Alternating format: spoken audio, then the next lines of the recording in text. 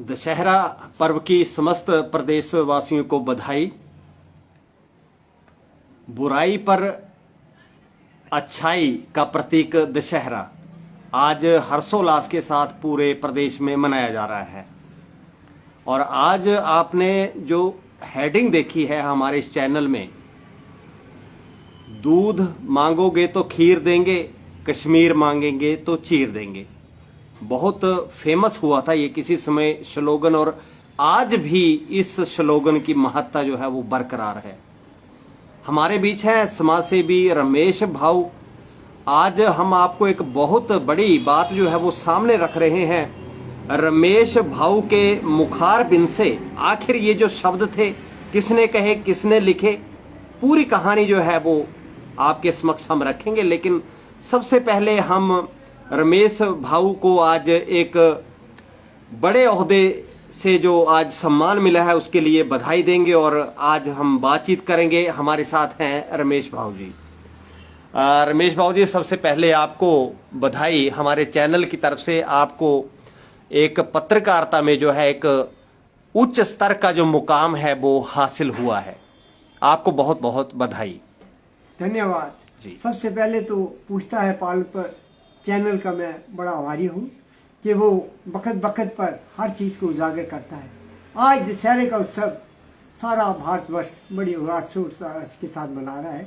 मैं इसकी सारे देशवासियों, प्रदेशवासियों और प्रांतवासियों को इसकी बधाई देता हूँ। ये दशहरा आप लोगों के लिए शुभ मंगल और खुशियों का आह्वान लाए। जी, कल आपने शायद यहाँ दशहरा पर्व को लेकर आप मुख्य अतिथि भी थे यहाँ सात क्षेत्र जो है, क्या कहेंगे वहाँ आपको? फ्रेड़ा में मना रहे थे, फ्रेड में, वहाँ फ्रेड गांव इधर है, वहाँ पर बड़ा 2000 आदमी इकट्ठे थे। उन्होंने मुझे वहाँ पर बुलाया था दशहरा उस उत्सव पर। तो लोगों में मैं हमेशा चाहता हूँ कि संस्कृति और हमारे धर्म का पूरा प्रचार प्रसार होना चाहिए और आने वाली पीढ़ियों पर इसका असर होना चाहिए। क्या कहेंगे, एक बड़े स्लोगन की जो है वो अभी हम बात कर रहे हैं, दूध मांगोगे तो खीर देंगे और कश्मीर मांगेंगे तो चीर देंगे। ये काफी बड़ा काफी पुरानी जो है ये एक भारतवर्ष में पूरी एक जो लाइनें थी, इसका काफी नाम है। क्या कहेंगे इन लाइनों को लेकर? बेदी जी, आपने तो बड़ी भारी पुरानी याद दिला दी आज। जी जी, 1971 की।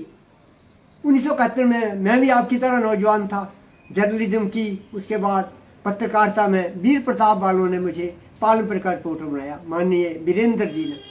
मैं बना तो उस वक्त भारत पाकिस्तान का युद्ध हो रहा था। मैंने लेख लिखा था जी, दूध मांगो खीर देंगे, पाकिस्तान कश्मीर मांगो चीर देंगे। जी, ये आपका जो ये लाइनें आपकी हैं। वीर प्रताप को मैं लिखा और उसका तो बाद में मैं बताता हूँ क्या हुआ। उस वक्त उसका खूब प्रचार हुआ और ये दूध मांगो मैंने कहा था और नीचे लिखा था कि पाकिस्तान हमारा छोटा भाई है, इनसे बड़ा भाई है, पाकिस्तान छोटा भाई है।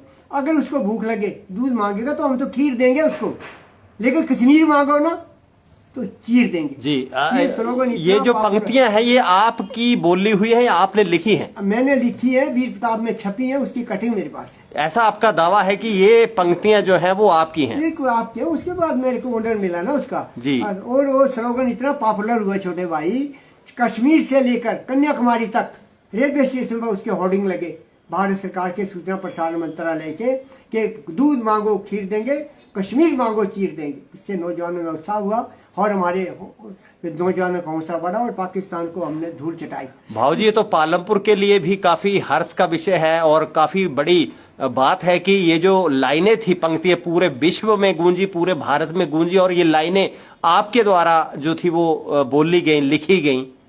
क्या कहेंगे और कुछ खास इन पंक्तियों को लेकर? सच्ची बात तो ये है कि जवानी होती है, अब तो हम बूढ़े लगे उन्हें, लेकिन जवानी में जवानी की बात थी, जब खून उबल रहा था नौजवानों का कि पाकिस्तान ये कर रहा है, तो पाकिस्तान को जवाब तो देना था।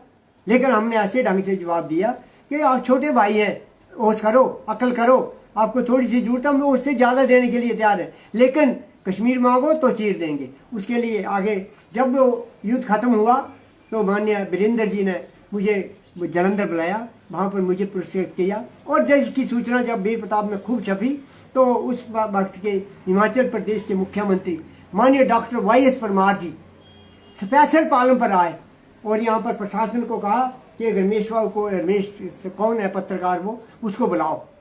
स्पेशल जो मुख्यमंत्री थे वो आपके पास पहुंचे पालमपुर पर आए, मेरे को बुलाया गया और ये आप कह रहे हैं उस वक्त का ये है। ये देखिए आप दर्शकों, जैसा कि रमेश भाऊ जो हैं वो एक बहुत पुराना जो चित्र है वो भी आपको यहाँ दिखा रहे हैं। मैं आपको यहाँ चित्र दिखाऊं।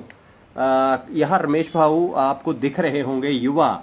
रमेश भाऊ जी, आपकी उस समय भला क्या उम्र रही होगी? 22-23 साल। ये अगर मैं आपको, आप थोड़ा सा इंगित करें, थोड़ा चिन्ह लगा के आप बताएं आप कहाँ करके हैं आप रमेश भाऊ जी?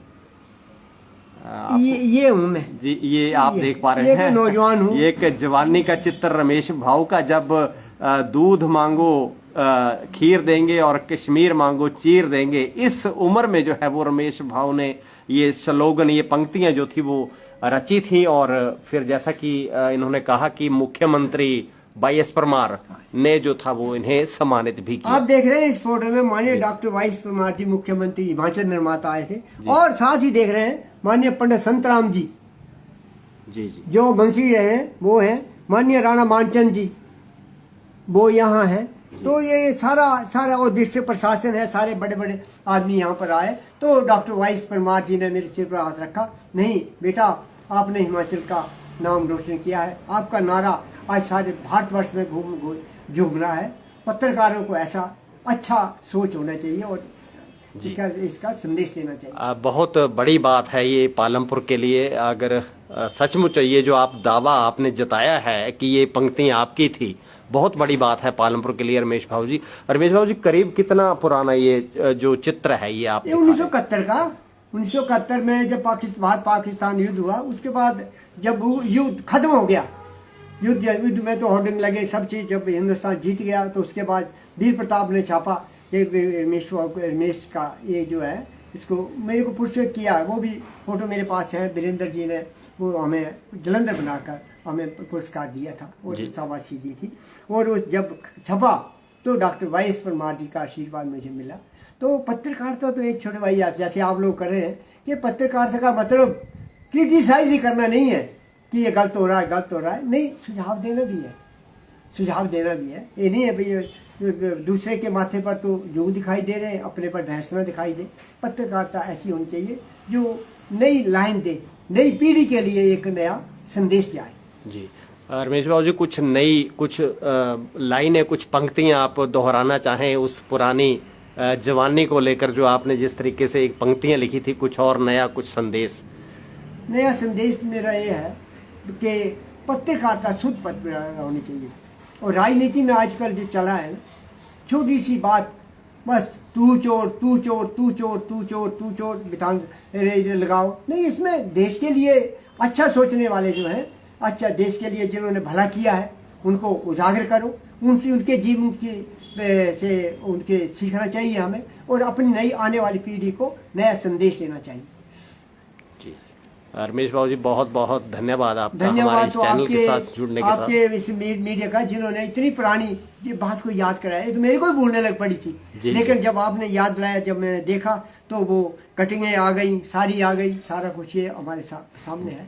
तो धन्यवाद आपका। आप जैसे, मैं चाहता हूँ कि आप जैसे चैनल देश को नई दिशा दें। धन्यवाद। जय हिंद, जय भारत, जय दशहरा, जय